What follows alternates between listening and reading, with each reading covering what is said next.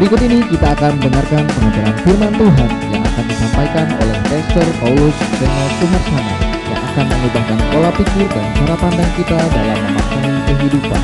Dari The Way Family Church, selamat mendengarkan. Shalom saudara, senang kembali bersama dengan saudara dalam program ini. Kami dari gereja JKI Doe Serpong sedang berusaha membagikan berkat ini kepada saudara via YouTube ini. Dalam rangkaian Mutiara dalam doa Bapa kami, saya sedang berusaha untuk mengeksposisi kata dan makna yang terdapat dalam doa yang diajarkan Tuhan Yesus. Sudah saya jelaskan dalam program-program sebelumnya bahwa Tuhan Yesus ketika mengajarkan doa ini kepada murid-muridnya, tentu setiap kata dan setiap kalimat yang dia ajarkan itu punya makna dan pengertian yang sangat dalam, saudara. Terbukti ketika kita mengeksposisi kata Bapa saja, ya, kata Bapa yang diajarkan Tuhan Yesus kepada murid-muridnya ketika memanggil Allah yang punya langit, yang punya bumi, itu punya makna yang luar biasa. Dan pada kesempatan kali ini kita akan coba mengeksposisi kalimat berikutnya di dalam doa Bapa kami ini. Mari kita buka Alkitab kita sebagai landasan berpijak kita dalam berteologi ya. Pada kesempatan kali ini, mari terlebih dahulu dibuka dan dibaca Matius pasal 6 ayat yang ke-9. Matius 6 ayat yang ke-9. Karena itu berdoalah demikian, Bapa kami yang di sorga, dikuduskanlah namamu. Haleluya.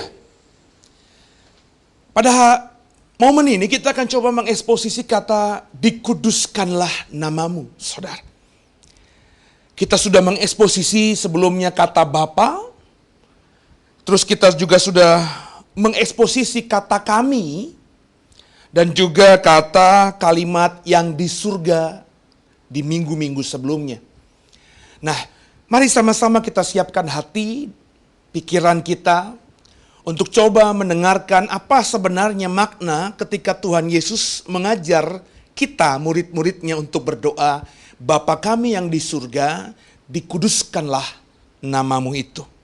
Nah saudara, kata atau kalimat dikuduskanlah namamu, ketika Bapak, Ibu, dan saya, ketika dulu Tuhan Yesus mengajarkan doa ini kepada murid-muridnya, kalau berdoa, berdoalah dikuduskanlah namamu Bapa, itu bukan berarti Allah, itu bukan berarti nama Allah itu tidak kudus, saudara. Jangan disalahpahami.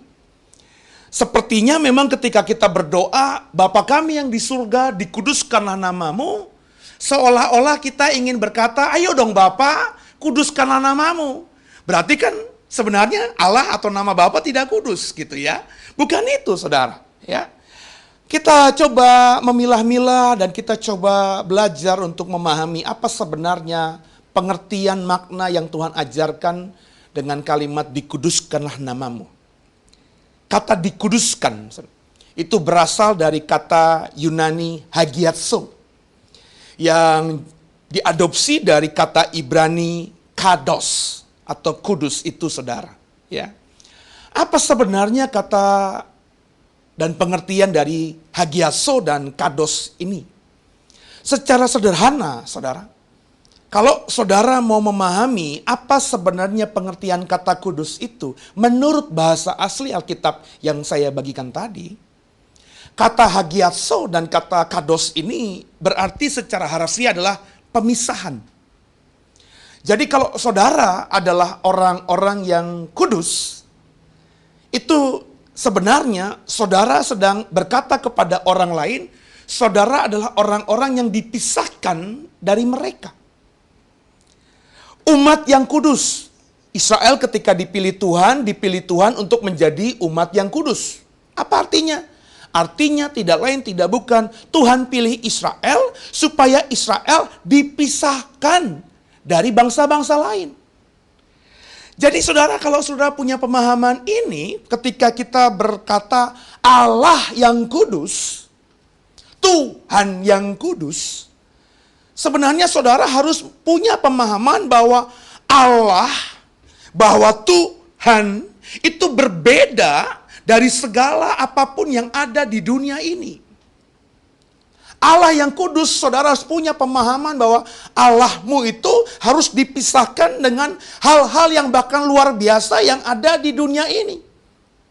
Ketika saya berkata Allah saya kudus, saya dalam hati saya, dalam pikiran saya harus punya pemahaman apapun yang saya lihat dan saya alami di dunia ini, sehebat apapun itu tidak bisa melebihi, tidak bisa menandingi Allah saya. Allah saya itu beda dengan apa yang saya pahami di dunia ini. Jadi saudara, kalau saudara sudah punya pemahaman dasar tentang kata kudus itu, yakni pemisahan, beda dengan dunia ini, berarti ketika Tuhan Yesus mengajarkan murid-muridnya, mengajarkan saudara dan saya untuk berdoa, Bapa kami yang di surga, dikuduskanlah namamu, apa dong pengertiannya? Mari sama-sama coba saudara, kita siapkan hati kita beberapa menit ke depan ini. Saya menemukan saudara, ketika Tuhan Yesus mengajar doa kepada murid-muridnya dengan kalimat dikuduskanlah namamu, sebenarnya Yesus Tuhanmu itu sedang mengajar murid-muridnya saat itu. Dan saat ini sedang mengajar saya dan saudara yang menyaksikan program ini untuk memberi hormat setinggi-tingginya kepadanya. Saudara, ketika berdoa, dikuduskanlah namamu, saudara harus memahami bahwa saudara sedang menempatkan Tuhan itu beda dengan apa yang kau pahami di dunia ini.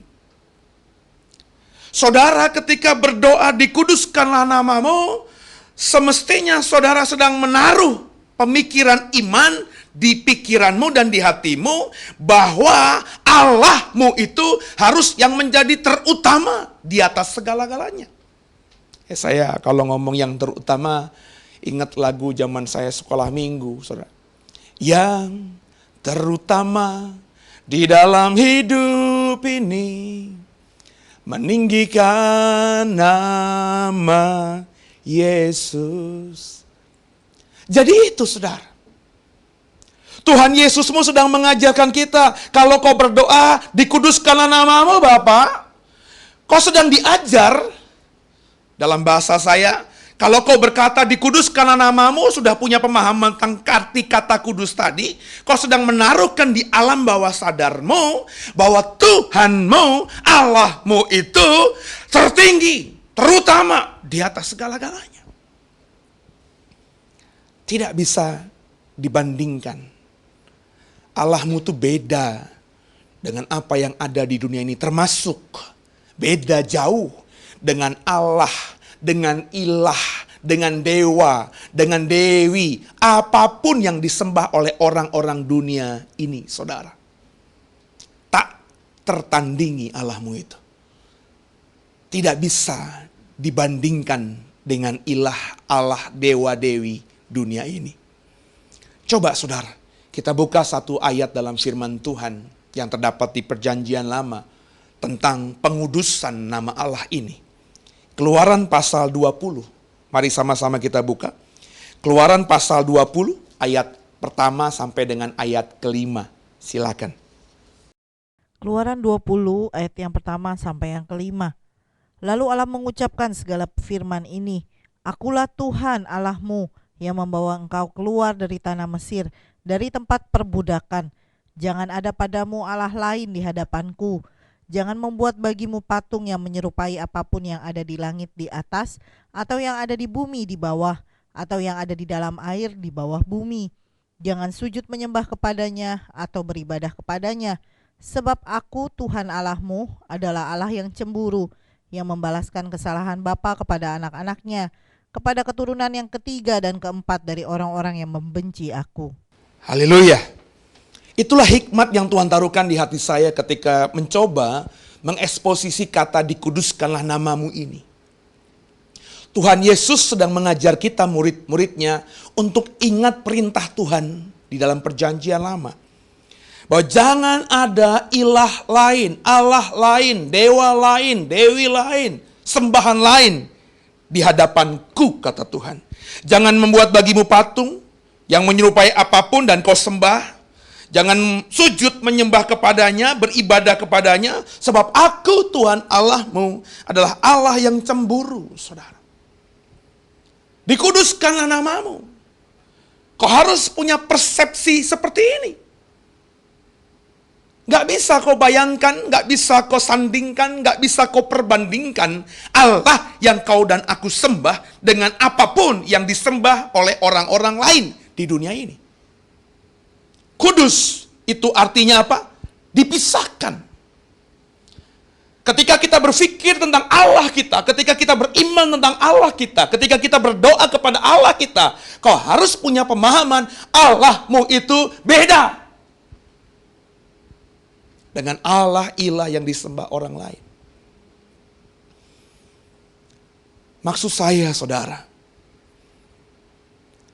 kalau orang lain saja di luar kita begitu kusuknya ketika berdoa, begitu kudusnya, begitu menaruh hormatnya ketika dia memanggil Allahnya, masakan kita tidak? Padahal Allah kita tidak bisa dibandingkan dengan Allah mereka. Allah kita lah yang terutama di atas segala-galanya. Kadang saya sedih, saudara, kalau melihat fenomena orang di luar sana begitu tertibnya ketika datang beribadah kepada Tuhannya. Begitu menjaga keteraturan, kerapian, kesopanan pakaiannya ketika mau menyembah Allahnya. Tapi ketika saya melayani Tuhan di gereja, saya melihat orang-orang Kristen yang tidak beribadah, menyembah Allahnya seperti mereka. Mestinya kalau kau punya pemahaman Allahmu jauh lebih powerful, lebih luar biasa dibandingkan mereka, tak tersandingi, kau harus lebih memperlakukan Allahmu lebih luar biasa, lebih kusuk, lebih hormat dibandingkan mereka. Bagaimana faktanya dalam kehidupan beragamamu, saudara? Keluaran 20 ayat 1 sampai 5 ini, saudara, itu diekspresikan oleh kalimat Tuhan Yesus dalam Lukas 4 ayat 8. Coba mari sama-sama kita buka satu ayat dalam Injil Lukas pasal 4 ayat 8 ini. Mari silakan dibaca. Lukas 4 ayat yang ke-8. Tetapi Yesus berkata kepadanya, ada tertulis, engkau harus menyembah Tuhan Allahmu dan hanya kepada Dia sajalah engkau berbakti. Di perjanjian lama tadi, di Keluaran 20 tadi, Tuhan berkata kepada Israel, aku Allah yang cemburu. Jangan ada Allah lain di hadapanku. Jangan buat patung yang menyerupai apapun di bumi ini, kemudian kau sembah dia. Ini bagi saya dipahami dan kemudian dipadatkan oleh pengajaran yang Tuhan Yesus ajarkan ketika dia ada di dunia ini. Lukas 4 ayat 8 berkata, Yesus berkata kepadanya, ada tertulis. Kepada siapa? Dia bicara kepada iblis di padang gurun yang sedang mencobai dia. Iblis sedang berusaha menggocoh Yesus, memanipulasi Yesus agar mau menyembah iblis, saudara. Sebab Yesus saat itu sedang kelaparan dan lain sebagainya. Tapi apa kata Yesus kepada iblis itu? Ada tertulis, engkau harus menyembah Tuhan Allahmu. Dan hanya kepada Dia sajalah engkau berbakti. Engkau harus menyembah kepada Tuhan Allahmu. Menyembah, saudara. Apa itu menyembah? Kalau Bapak Ibu perhatikan dalam bahasa asli Perjanjian Baru, kata menyembah di sini menggunakan kata Yunani proskuneo. Apa itu proskuneo?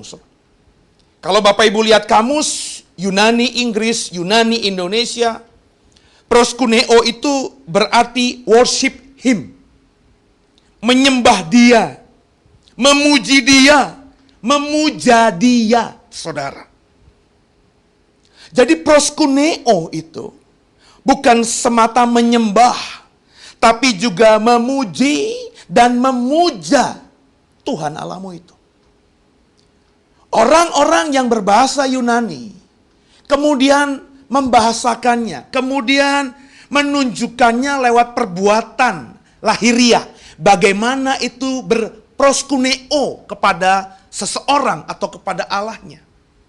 Jadi kalau Bapak Ibu perhatikan orang-orang yang hidup di Perjanjian Baru, orang-orang yang bahkan bukan Kristen ya Bapak Ibu, kalau mereka sedang proskuneo, maka mereka secara lahiriah akan menjatuhkan badan mereka ke tanah, membungkukkan badan mereka, dan bahkan mensejajarkan, menelengkupkan tubuhnya rata dengan tanah. Memposisikan dirinya menyembah kepada orang yang mau diproskuneokan.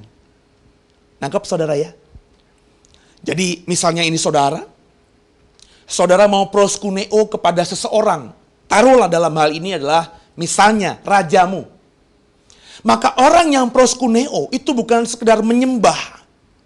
Nah, kata menyembah dalam bahasa Indonesia itu tidak dapat kita dalami sesuai dengan makna yang benar dalam bahasa aslinya. Proskuneo itu menjatuhkan badan, membungkukkan badan, bahkan menelungkupkan badan sehingga muka sejajar dengan tanah. Dalam posisi menyembah kepada orang itu, dalam hal ini sang raja itu. Jadi ketika firman Tuhan katakan di Lukas pasal 4 ayat 8, ada tertulis engkau harus menyembah Tuhan Allahmu.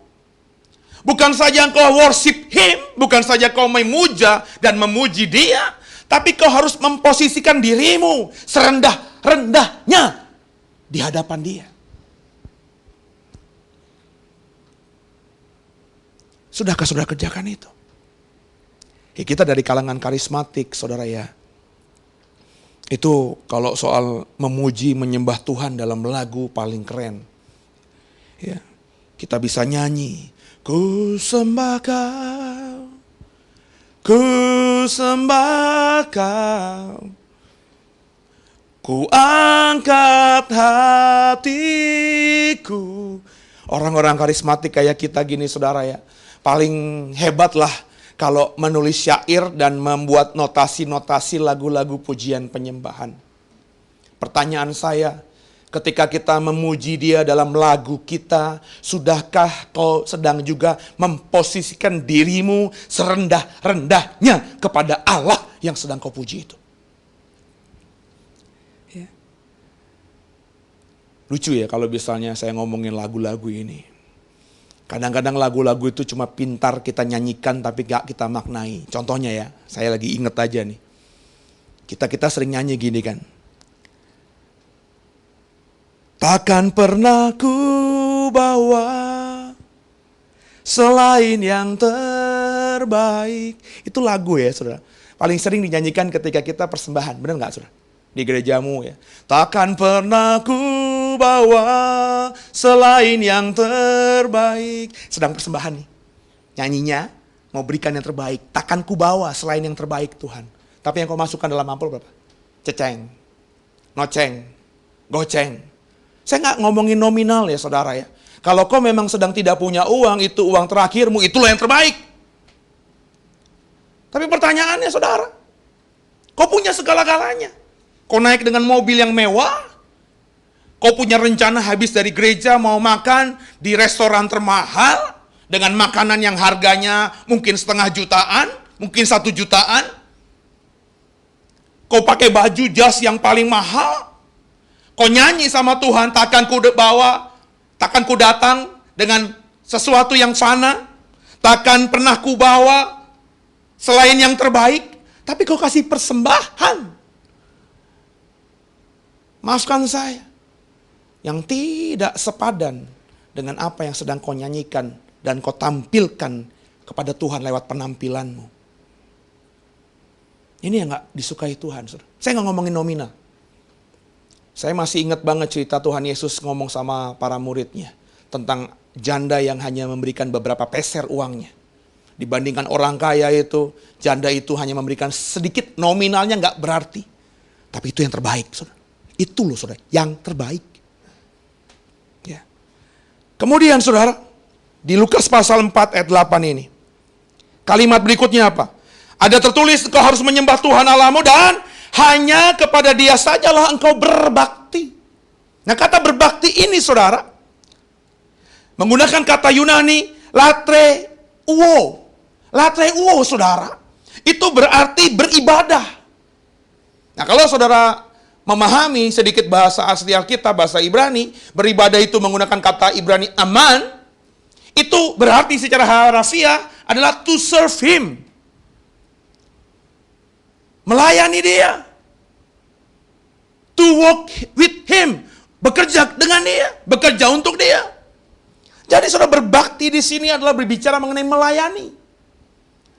Jadi kalau kau mau mengkuduskan Tuhan, bukan semata di rumahmu tidak ada patung, saudara. Beberapa puluh tahun yang lalu ketika saya pertama kali melayani Tuhan, itu banyak gereja-gereja aliran tertentu yang berkata, di rumah nggak boleh ada patung. Nggak boleh apapun juga dibentuk menyerupai makhluk hidup. Buang jauh-jauh dari rumahmu. Bagus saja saudara kalau dikerjakan. Tapi orang yang tidak punya patung apapun di rumahnya, tidak mengagumi patung apapun yang menyerupai makhluk hidup di rumahnya, tapi kalau dia tidak melayani Tuhan, ya omong kosong saudara. Percuma bagi saya. Kebanyakan kita tuh mengerjakan sesuatu yang sepertinya baik, tapi tidak baik saudara. Sepertinya bagus, tapi kurang bagus saudara. Sama-sama sekarang kita memahami ini. Kalau kau berdoa, dikuduskanlah namamu. Kau sedang mengarahkan hatimu, berkata kepada Tuhan bahwa kau beda Tuhan dengan Allah lain. Kaulah yang terutama. Aku mulai sekarang ini mau menyembahmu. Memposisikan diriku serendah-rendahnya ketika berhadapan denganmu. Dan aku mau melayani Tuhan. Itulah makna pertama ketika Tuhan Yesus mengajarkan doa Bapa kami kepada murid-muridnya. Dikerjakan gak akhirnya sama murid-muridnya? Ya. Setelah Yesus naik ke surga, murid-murid yang tersisa semuanya melakukan hal ini. Mereka tidak lagi membanggakan diri mereka masing-masing. Mereka merendahkan dirinya, serendah-rendahnya di hadapan Tuhannya. Dan mereka semua melayani Yesus sampai matinya. Bagaimana dengan saudara? Sudah berapa lama kau Kristen? Sudah berapa sering kau berdoa Bapa kami? Takutnya saya, kau berdoa Bapa kami hanya seperti ketika kita kecil dulu, diajar sama guru sekolah minggu. Yang penting hafal. Hafal bagus, tapi kalau nggak ngerti maknanya, maka hafalan itu hanya sekedar pepesan kosong saja, saudara. Tidak ada kuasanya. Sekarang saya ajar, saudara. Yesus mengajarkan dikuduskanlah namamu untuk mengajar kita menempatkan Tuhan di tempat yang selayaknya diperlakukan oleh kita. Yang kedua, saudara, ketika kita berdoa dikuduskanlah namamu, sebenarnya Tuhan Yesus sedang mengajar kita agar kita memohon kepada Allah. Kan kalimatnya begini, berdoalah kata Tuhan Yesus, Bapa kami yang di surga, dikuduskanlah namamu. Munya siapa? Bapa. Jadi ketika kita berdoa dikuduskanlah namamu, Tuhan Yesus secara sadar, saya percaya itu mengajar kita murid-muridnya untuk benar-benar memohon kepadanya. Memohon kepada Bapa. Dikuduskanlah namamu Bapa. Kita sedang memohon kepada Bapa. Ingat doa itu apa? Doa adalah permohonan yang kita harapkan kepada Allah. Kita memohon kepada Allah, kepada Bapa, untuk benar-benar menunjukkan kualitasnya dibandingkan dengan Allah-Allah lain. Dikuduskanlah namamu ketika saya berdoa. Dikuduskanlah namamu Tuhan. Saya sedang meminta kepada Bapa untuk, ayo Tuhan, ayo Bapakku, ayo Allahku, tunjukkan dirimu.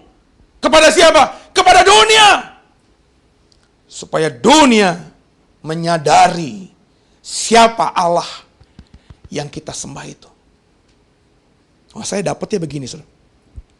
Ketika saya berdoa, Bapa kami yang di surga, dikuduskanlah namamu. Saya sedang memohon kepada Bapa untuk menunjukkan kuasanya itu. Menunjukkan siapa dirinya. Supaya orang tahu siapa Tuhan yang saya sembah. Ketika saya memohon, pertanyaan saya, ketika saya memohon kepada Allah yang saya sembah untuk menunjukkan kuasanya agar orang lain lihat Allah yang saya sembah, saya sebenarnya, saudara, sedang meminta kuasanya itu ditunjukkan lewat hidup saya. Nangkep, saudara? Saya kan pengen agar Allah menunjukkan kuasanya kepada orang lain, supaya orang lain itu tahu siapa Allah yang saya sembah. Berarti ketika saya berdoa demikian, saya sedang meminta impartasi kuasa itu. Tuhan, dikuduskanlah namamu. Ayo tunjukkan siapa dirimu supaya orang tahu Allahku. Maka saya sedang menarik sebenarnya kuasa Tuhan itu agar turun atas saya, mengurapi saya. Sehingga orang lain yang kenal saya melihat, menyaksikan, merasakan Tuhan yang saya sembah itu. Wah, kalau saudara memahami ini, kau nggak usah ngemis-ngemis, kau nggak usah minta-minta yang lainnya, saudara. Kalau kau sungguh-sungguh mengerti makna ini, maka Allah akan menunjukkan kuasanya lewat kita.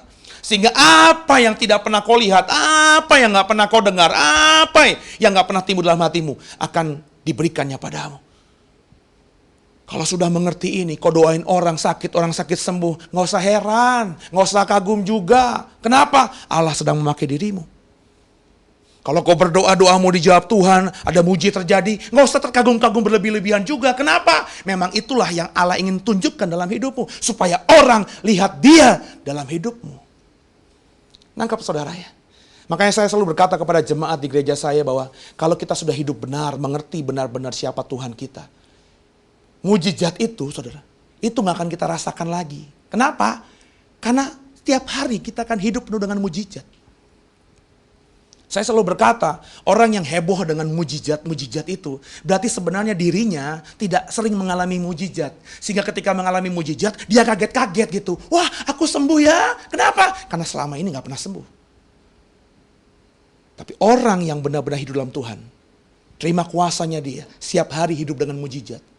Sehingga mestinya ya, karena sudah terbiasa, dia tidak lagi merasakan kehebatan itu.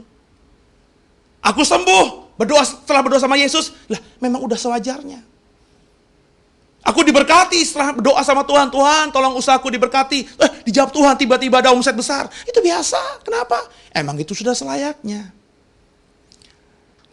Saya justru, kalau ada orang punya kesaksian yang bombastis ya, saya yakin, saya percaya, orang itu gak pernah mengalami mujizat sesering yang saya alami. Saya dulu bersaksinya luar biasa ketika pertobatan saya di usia umur 27-28. Ya. Bahkan ikan arwana bapak saya saja yang sudah mau mati, ya, saya doakan terus bisa bangkit lagi, saudara. Ya, udah kebalik begini, saudara. Terus udah berdiri lagi besoknya. Itu saya gembar-gemborkan. Kenapa saya tahu ikan? Kalau ikan sudah kepalanya ke bawah begini, apalagi ikan arwana, ikan besar, saudara. Ya ukuran kurang lebih hampir setengah meter, saudara. Kalau udah kepalanya ke bawah begini, itu udah tinggal tunggu waktu mati. Saya doakan, saya cipratin dengan minyak. Terus tiba-tiba besok paginya berdiri lagi. Wah, saya cerita kemana-mana. Kenapa? Itu luar biasa. Saya nggak pernah melihat sebelumnya. Tapi sekarang ini, hampir setiap hari saya dapat mujizat. Sehingga mujizat nggak terlalu lagi saya rasakan kehebohannya. Biasa aja.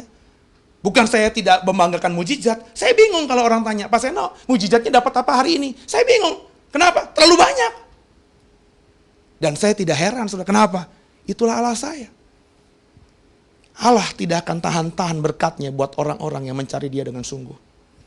Nah, saudara. Jadi kalau kita berdoa dikuduskan namamu, kita sedang secara tidak langsung meminta impartasi kuasanya. Supaya lewat kita, Ia bisa dimuliakan. Supaya lewat kita bisa jadi berkat bagi sesama kita. Supaya lewat kita banyak orang yang tertarik kepadanya. Jadi kalau kau benar-benar mengerti makna ini dan kau berdoa dengan sungguh, dikuduskanlah namamu Bapa. Kau bisa menjadi magnet, saudara, yang menarik orang-orang di luar sana yang belum kenal Tuhanmu untuk mendekat kepadamu, bukan sekedar mendekat kepadamu saja, karena mereka lebih tertarik kepada Allah yang kau sembah itu. Saya yakin beberapa saudara punya pengalaman tentang hal ini. Bagaimana orang datang kepada kita, bukan karena kitanya, tapi ingin bertanya, Tuhan yang kita sembah. Kalau sudah demikian, saudara berarti sudah menjadi surat Kristus yang terbuka. Kau sudah dikenali sebagai orang Kristen bukan karena aksesoris salib yang ada di mana-mana dalam sekujur tubuhmu. Tapi kau benar-benar sudah seperti Kristus. To be like Christ. Bukankah itu tujuan semua orang percaya? Ku mau sepertimu Yesus. Kita sering nyanyikan lagu itu. Jadi ketika kita berdoa, dikuduskanlah namamu. Saudara harus punya pemahaman. Saudara sedang meminta kuasa Tuhan supaya dunia tahu bahwa tidak ada di dunia ini yang seperti Allahmu. Supaya dunia tahu siapa Allahmu itu. Yang berikutnya, saudara, yang ketiga. Ketika kita berdoa, dikuduskanlah namamu Bapa. Ketika kita berdoa demikian, kita diingatkan Tuhan Yesus. Itu kenapa Tuhan Yesus mengajarkannya hanya kepada murid-muridnya. Dia tidak ajarkan doa ini kepada khalayak ramai. Saya sudah ulangi, saya sudah sampaikan di seri khotbah yang pertama dari Mutiara Doa Bapa Kami ini. Dia hanya mengajar pada murid-muridnya. Jadi ketika kita berdoa dikuduskan namamu, saudara, Tuhan Yesus dalam konteks aslinya sedang mengajar murid-muridnya, 12 orang perempuan-perempuan yang selalu mengiringi Yesus kemanapun dia pergi, sepanjang hari, sepanjang malam, sekarang ini kepada kita, bahwa kita diingatkan apakah kita sudah hidup juga dalam kekudusan. Dikuduskan namamu Tuhan. Itu sebenarnya menjadi refleksi bagi setiap orang yang berdoa demikian. Ketika kita berdoa, Tuhan Bapa kami yang di surga, dikuduskanlah namamu. Itu mestinya ketika kita berdoa demikian, kau sedang ngaca. Ada kaca di depanmu. Mestinya mantul kepada kita, merefleksikan diri kita. Ketika kita berkata dikuduskanlah namamu, mestinya ya saudara, seharusnya ada pertanyaan dalam hatimu. Sudahkah kau juga hidup kudus? Coba kita buka saudara. 1 Petrus pasal pertama, ayat 15 sampai 16. 1 Petrus pasal yang pertama, ayat 15 sampai dengan ayat 16. Silahkan dibaca tolong. 1 Petrus pasal yang pertama ayat 15 dan 16. Tetapi hendaklah kamu menjadi kudus di dalam seluruh hidupmu, sama seperti Dia yang kudus, yang telah memanggil kamu. Sebab ada tertulis, kuduslah kamu sebab aku kudus. Perhatikan saudara. Ini jangan-jangan ayat ini sering ditipek oleh kita, saudara. Karena seringkali saya bertemu dengan orang Kristen, terus saya menggunakan kalimat ini, mereka berkata, ya Pak, mana mungkinlah kita bisa seperti itu. Kita kan hidup di dunia ini kan gelap Pak, banyak setannya, kuasa jahat, kedagingan kuat Pak, nggak mungkin lah bisa kita hidup kudus. Selalu saja ada banyak orang Kristen yang saya temui berargumentasi, memakai alasan-alasan yang mengatakan bahwa mereka nggak mungkin bisa hidup kudus. Saudara perhatikan baik-baik ya, saya baca lagi ayat ini ya. Tapi hendaklah kamu menjadi kudus di dalam seluruh hidupmu, sama seperti Dia yang kudus, yang telah memanggil kamu. Jadi ketika kita berdoa, dikuduskanlah namamu, tentu saudara sudah punya pemahaman dan iman bahwa Allah kita itu kudus. Allah kita itu luar biasa, tak tertandingi dibandingkan siapapun juga yang ada di alam semesta ini. Nah ketika kita sudah sampai pada level begitu, Tuhan katakan, hendaklah kamu menjadi kudus dalam seluruh hidupmu, sama seperti Dia yang kudus. Ayat 16-nya apa? Sebab ada tertulis, kuduslah kamu sebab aku kudus. Ini perintah, kuduslah kamu sebab aku kudus, kata Tuhan. Perintah. Saya sudah berkali-kali katakan perintah. Kalau Tuhan kasih perintah, berarti harus. dilakukan. Kalau kau adalah hambanya, maka nggak ada pilihan lain, saudara. Kau harus mengerjakan perintah Tuhanmu itu. Jangan kau lagi beralasan kau tak sanggup. Ingat, saya sudah sampaikan di pertemuan sebelumnya. Saya saja punya anak, nggak mungkin ngasih perintah yang tidak mungkin bisa dikerjakan oleh anak saya. Saya punya mobil, saya punya motor, kalau rusak nggak mungkin saya kasih perintah anak saya umur 9 tahun dan umur 4 tahun untuk betulin mobil, kan saudara? Mobil saya bocor, nggak mungkin kan saya suruh anak saya umur 9 tahun, terlebih yang 4 tahun, untuk ambil dongkrak dan ganti ban mobil saya. Nggak mungkin. Kenapa? Saya paham, saya tahu anak seusia mereka nggak ngerti dan tidak bisa mendongkrak. Kenapa? Saya bukan punya bengkel. Kalau saya orang punya bengkel, anak saya hidup setiap hari dengan dunia perbengkelan, mungkin dia bisa. Tapi anak saya nggak ngerti, dongkrak apa aja mungkin dia nggak ngerti. Jadi kalau saya tahu mereka nggak ngerti, nggak bisa, terus saya kasih perintah, itu artinya saya yang bodoh. Tuhan tidak mungkin bodoh. Tuhan lebih daripada Bapa di dunia ini. Ketika dia kasih perintah, kuduslah kamu sebab aku kudus. Itu artinya apa? Artinya saudara, dia tahu perintahnya itu bisa dikerjakan oleh kita yang adalah anak-anaknya, saudara. Haleluya. Haleluya, saudara. Jadi ketika kita berdoa, dikuduskanlah namamu. Setiap kali kita berdoa, dikuduskanlah namamu. Sesering mungkin kita berdoa, dikuduskanlah namamu. Saudara, sekali lagi sedang menaruhkan itu di alam bawah sadarmu, bahwa kau pun harus hidup kudus. Otomatis kita akan terus diingatkan bahwa kita ini umat Allah yang juga dikuduskan, dipisahkan. Kita nggak boleh sama seperti dunia. Kalau orang dunia ditampar pipi kiri, hajar orang itu, kita ingat, berikan pipi kanan kita. Kalau orang dunia dimaki-maki nggak bisa mengampuni, kita ingat, kita disakiti apapun juga harus mengampuni. Kekasih Tuhan, sudahkah kita sampai level iman di sana? Sekali lagi Petrus tadi katakan itu perintah, panggilan. Jika tidak dikerjakan maka kita melanggar perintah.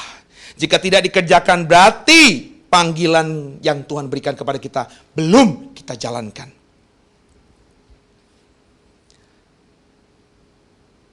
Ini dahsyat loh saudara, dampaknya. Kalau saudara tidak melakukan perintah dan tidak melaksanakan panggilan Tuhan untuk hidup kudus itu. Jangan kau berpikir, nggak apa-apalah dosa, nanti minta ampun aja. Toh firman Tuhan katakan kan, jika kita mengaku dosa, Allah itu setia dan adil, Allah akan mengampuni dosa kita. Maka nggak apa-apalah, roh kuat, daging lemah. Nanti kalau dosa minta ampun, dosa diampuni. Nanti dulu. Kalau kau tidak jalankan perintah ini, kalau kau tidak menggenapi panggilan Tuhan untuk hidup kudus, ada konsekuensinya, saudara. Saya kalau ngomongin ini ingat di otak saya langsung pada tokoh Alkitab yang namanya Musa. Saudara. Coba kita baca dulu firman Tuhan. Bilangan pasal 20. Saudara. Coba kita buka Bilangan pasal 20. Kita akan coba baca dari ayat yang kedua sampai ayat yang ke-6 terlebih dahulu. Bilangan 20 ayat 2 sampai dengan ayat yang ke-6. Silakan. Bilangan 20 ayat 2 sampai yang ke-6. Pada suatu kali ketika tidak ada air bagi umat itu, berkumpullah mereka mengerumuni Musa dan Harun, dan bertengkarlah bangsa itu dengan Musa, katanya, sekiranya kami mati binasa pada waktu saudara-saudara kami mati binasa di hadapan Tuhan. Mengapa kamu membawa jemaah Tuhan ke padang gurun ini, supaya kami dan ternak kami mati di situ? Mengapa kamu memimpin kami keluar dari Mesir untuk membawa kami ke tempat celaka ini, yang bukan tempat menabur, tanpa pohon ara, anggur, dan delima, bahkan air minum pun tidak ada. Maka pergilah Musa dan Harun dari umat itu ke pintu kemah pertemuan, lalu sujud. Kemudian tampaklah kemuliaan Tuhan kepada mereka. Ingat cerita itu? Orang Israel bersungut-sungut setelah dilepaskan Tuhan dari kejaran Firaun dan bala tentaranya. Mereka baru loh saudara melihat supranaturalnya Tuhan, di mana ia bisa membelah laut Teberau itu. Ya, saudara lihat film Exodus atau Prince of Egypt atau cerita animasi, film-film animasi tentang Moses itu. Tuhan membelah laut mati, sehingga laut yang tadinya banyak air tersibak kiri dan kanan, kering di tengah-tengah. Orang Israel berjalan selamat melewati itu. Tentara Mesir Firaun mengejarnya, tidak sampai, akhirnya laut kembali menutup dan mereka semua mati. Ini sesuatu yang supranatural. Gak lama dari itu mereka bersungut-sungut karena mereka masuk padang gurun, kekurangan air. Kemudian Musa menghadap Tuhan. Perhatikan tadi di ayat 6. Kemudian apa yang terjadi? Coba kita baca ayat selanjutnya. Ayat 7 dan 8. Apa kata Tuhan kepada Musa? Di ayat 7 dan ayat 8. Silakan. Tuhan berfirman kepada Musa, ambillah tongkatmu itu dan engkau dan Harun kakakmu harus menyuruh umat itu berkumpul. Katakanlah di depan mata mereka kepada bukit batu itu supaya diberi airnya. Demikianlah engkau mengeluarkan air dari bukit batu itu bagi mereka dan memberi minum umat itu serta ternaknya. Kemudian perintah Tuhan kepada Musa sama Harun, ambil tongkatmu itu, terus kumpulkan orang Israel, dan katakan kepada batu itu agar mengeluarkan airnya. Itu perintah Tuhan kepada Musa untuk ditunjukkan, dipraktekkan, dimanifestasikan kepada Israel, supaya Israel dapat air. Itu perintah Tuhan. Apa selanjutnya yang dikerjakan Musa? Musa mengambil tongkatnya enggak? Coba kita baca ayat 9. Lalu Musa mengambil tongkat itu dari hadapan Tuhan, seperti yang diperintahkannya kepadanya. Musa mengerjakan perintah Tuhan itu. Mengambil tongkatnya. Dia sudah mengerjakan perintah Tuhan itu. Perhatikan baik-baik. Kemudian apakah selesai? Apakah Tuhan disenangkan? Coba kita baca. Ayat 10-11. Ketika Musa dan Harun telah mengumpulkan jemaah itu di depan bukit batu itu, berkatalah ia kepada mereka, dengarlah kepadaku, hai orang-orang durhaka, apakah kami harus mengeluarkan air bagimu dari bukit batu ini? Sesudah itu Musa mengangkat tangannya, lalu memukul bukit batu itu dengan tongkatnya 2 kali. Maka keluarlah banyak air sehingga umat itu dan ternak mereka dapat minum. Saudara, endingnya sama. Batu itu mengeluarkan air. Tongkat diambil oleh Musa. Musa mengerjakan perintah Tuhan. Dalam kasus ini, saudara, bukan pertanyaannya perintah apa yang tidak dikerjakan Musa. Tapi kebalikannya, apa yang tidak diperintahkan yang dikerjakan Musa. Musa mengerjakan perintah Tuhan itu. Ambil tongkat, dikerjakan. Kumpulkan semua jemaah Israel, dikerjakan. Perintahkan batu itu untuk keluarkan air, dikerjakan. Tapi ada satu yang tidak diperintahkan Tuhan, tapi dikerjakan Musa. Apa itu? Pukul batu itu dengan tongkat. Itu tidak diperintahkan Tuhan. Apa yang terjadi, saudara? Coba dibaca ayat terakhirnya, ayat 12-nya. Tetapi Tuhan berfirman kepada Musa dan Harun, karena kamu tidak percaya kepadaku dan tidak menghormati kekudusanku di depan mata orang Israel, itulah sebabnya kamu tidak akan membawa jemaah ini masuk ke negeri yang akan kuberikan kepada mereka. Perhatikan baik-baik. Ketika Musa ambil tongkat yang seperti yang Tuhan perintahkan, terus Musa kumpulkan jemaah Israel seperti yang Tuhan perintahkan. Musa perintahkan batu itu untuk keluarkan air seperti yang Tuhan perintahkan. Tapi dia melakukan satu tindakan yang tidak Tuhan perintahkan, yakni memukul batu itu. Bagaimana sikap Tuhan? Ayat 12 tadi jelas. Karena kamu tidak percaya kepadaku dan tidak menghormati kekudusanku di depan mata orang Israel. Itulah sebabnya kamu, Musa, tidak akan membawa jemaah ini masuk ke negeri yang akan kuberikan kepada mereka. Perhatikan kalimatnya, kamu tidak percaya kepadaku dan tidak menghormati kekudusanku di depan mata orang Israel. Jadi kalau saudara berdoa, dengarkan saya, dikuduskanlah namamu Tuhan. Kau beribadah sudah benar, kau sudah layani Tuhan, kau sudah tempatkan Tuhan di atas segala-galanya. Tidak ada patung yang kau sembah, kau tidak mempercayai ilah-ilah lain, kau benar-benar punya pikiran dan hati menempatkan Tuhan di atas segala-galanya. Tapi kau tidak hidup kudus seperti kudusnya Tuhan Allahmu.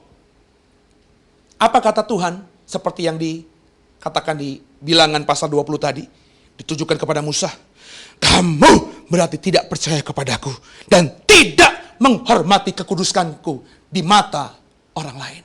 Jadi kalau saya, saudara, berdoa dikuduskanlah namamu, tapi saya hidupnya zina, cabul, curi, korupsi, emosional, berantem sana, berantem sini, maki-maki orang, memperlakukan orang semena-mena, saya berarti sedang dalam konteks ini tidak menghormati kekudusan Tuhan di mata orang-orang di sekitar saya.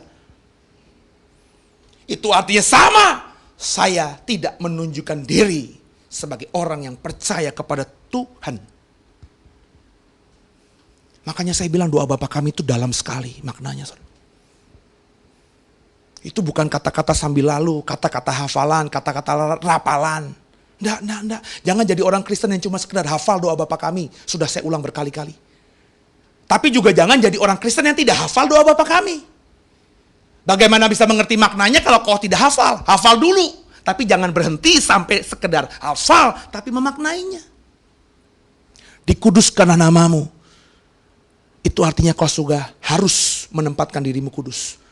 Supaya kekudusan Tuhan tidak dipermalukan di depan mata banyak orang-orang. Apa yang dialami Musa? Ketika dia tidak percaya dan tidak menghormati kekudusan Tuhan. Musa tidak masuk ke tanah perjanjian. Coba pernah renungan ini enggak? Dia yang dipilih Tuhan untuk melepaskan Israel dari perbudakan di Mesir. Dia mengalami pergumulan batin kembali ke Mesir. Padahal dia menjadi buronan karena sempat membunuh tentara Mesir. Dia menghadapi Firaun yang punya kuasa luar biasa. Firaun itu saudara, raja di raja zaman itu. Tidak ada raja yang melebihi kuasanya Firaun di zaman itu. Mesir itu negara adidaya. Musa melewatinya. Sepanjang perjalanan dari rumahnya Ziporah, saudara, istrinya itu ya, menuju ke Mesir. Saya yakin dia pergumulan. Aduh gimana nanti ya sampai di Mesir ya. Aku bisa menghadapi nggak? Bisa menangkan nggak? Bisa pimpin Israel nggak? Israel mau denger aku nggak? Tapi Tuhan sertai dia. Tulah pertama, tulah kedua, tulah ketiga, tulah ke-10. Dia pimpin Israel keluar. Itu luar biasa Musa. 40 tahun saudara. Dia pimpin Israel di padang gurun. Melewati bangsa-bangsa. Ada bangsa-bangsa apapun disikat sama Musa. Nggak ada yang bisa mengalahkan Israel di padang gurun. Karena Tuhan memakai Musa. Hanya gara-gara pukul batu. Sesuatu yang tidak diperintahkan Tuhan. Sepele. Jadi kalau saya memaknai ini, saya nggak pernah hitung-hitungan sama Tuhan. Aku sudah kerjakan ini ya Tuhan. Nggak. Karena sering kali saya yakin kita semua, meskipun banyak perintah Tuhan sudah kita kerjakan, tapi banyak juga perintah yang tidak Tuhan perintahkan kepada kita, kita kerjakan. Benar tidak?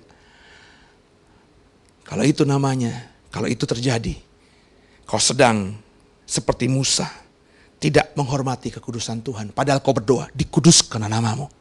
Apa yang terjadi? Musa tidak masuk. Orang yang dipilih Tuhan untuk melepaskan Israel dari perbudakan Mesir. Orang yang dipakai Tuhan memimpin Israel, bangsa budak ini melewati padang gurun 40 tahun. Sehingga bangsa-bangsa besar sekalipun di padang gurun gak ada yang bisa mengalahkan Israel. Tapi gak masuk tanah perjanjian. Musa tidak masuk tanah perjanjian bukan karena dia sakit loh saudara. Musa tidak masuk tanah perjanjian bukan karena dia sudah sekarat, tidak. Alkitab saya ngomong, Musa tidak masuk tanah perjanjian karena dia tidak menghormati kekudusan Tuhan di mata orang Israel. Makanya saya takut saudara, ketika saya mendalami ini. Kalau saya berandai-andai tidak menghormati kekudusan Tuhan di mata orang-orang terdekat saya, jangan-jangan saya juga tidak akan masuk ke tanah perjanjian yang Tuhan janjikan. Apa Pak itu Pak? Kanaan? Bukan. Tanah perjanjian kita adalah Yerusalem baru kan saudara. Maka kalau saudara mengerti doa ini, benar-benar memperhatikan apa yang saya sampaikan tadi, memaknai kata dikuduskanlah namamu, maka mulai sekarang saudara harus benar-benar menempatkan Tuhan di atas segala-galanya. Dia itu kudus. Dia itu beda. Kau harus pisahkan dia dengan apapun yang hebat di dunia ini. Tak tersandingi dia. Yang kedua, saudara harus benar-benar ketika berdoa dikuduskan namamu, itu meminta, mengharapkan agar Tuhan menunjukkan kuasanya lewat hidupmu. Kau sedang minta impartasi kuasa itu. Maka kau kan menjadi orang yang luar biasa. Dan yang terakhir, jangan berhenti di situ. Kau mungkin sudah menjadi orang yang berkuasa. Tapi ingat, kau harus juga kudus seperti Tuhan Allahmu kudus. Ketika kau seperti Musa, tidak menghormati kekudusan Tuhan di mata orang-orang lain, kau tidak akan masuk ke tanah perjanjian. Tolong dipahami ini. Tolong diresapi pengajaran ini. Jangan cepat-cepat aminin apa yang saya katakan. Coba pelajari lagi. Tanya kepada Tuhanmu langsung. Apakah yang saya ajarkan ini adalah kebenaran? Kalau kau mengimani ini dan setelah berdoa sama Tuhan, ini adalah kebenaran. Jangan tidak dikerjakan. Haleluya. Saya akan lanjutkan khotbah ini di minggu depan. Saya akan coba mengeksposisi kata namamu itu. Ya, saudara, saya percaya beberapa tahun yang silam kita sedang berdebat mengenai nama Tuhan itu. Yahweh kah? Ya, Elohim kah? Allah kah? Ya, minggu depan kita akan coba eksposisi supaya jadi berkat buat saudara. Semoga seri ini memberkati saudara, dan kalau saudara diberkati, saya titip pesan, jangan kau makan sendiri, berikan berkat ini juga kepada orang lain, kenalkan program ini kepada orang lain, supaya orang lain di luar sana juga bisa memaknai doa Bapa kami dengan benar. Dan jangan lupa subscribe saudara, supaya kalau saudara sudah subscribe channel YouTube kami ini, GKI The Way, maka setiap program yang terbaru yang kami upload, saudara langsung mendapatkannya di alamat emailmu, sehingga kau diingatkan, di reminder gitu, di punya alarm, ya, sehingga setiap program baru, rekaman khotbah baru yang diupload di YouTube, saudara mendapatkannya tanpa harus kami informasikan, karena langsung masuk ke email saudara. Semoga jadi berkat, dan terus doakan program ini supaya semakin jadi berkat bagi banyak orang. Shalom, Tuhan Yesus memberkatimu. Haleluya.